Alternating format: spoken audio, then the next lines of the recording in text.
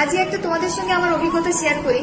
যখন আমরা বাড়িতে ছিলাম, মানে আমি শুধু আমার ক্ষেত্রে বলবো না, আমরা যারা কাজ করি, চাকরি বাকরি করি, বা আমরা পড়াশোনার জন্য বাইরে থাকি, মায়ের থেকে দূরে থাকি, তাদের জন্য এই মানে সত্যি এই কথাটা অনেকটাই সত্য। অনেকটা এই অভিজ্ঞতাটা কিন্তু মানে প্রত্যেকটা মেয়েরই থাকে, আমাদের মতো যারা আমরা বাইরে থাকি, যে আমরা যখন আমাদের মায়ের কাছে থাকি না, তখন আমরা কি খাবো, কখন কি কাজটা করব, কখন কি দরকার, মা কিন্তু চাইতে না চাইতেই কিন্তু পৌঁছে দেয় কাছে।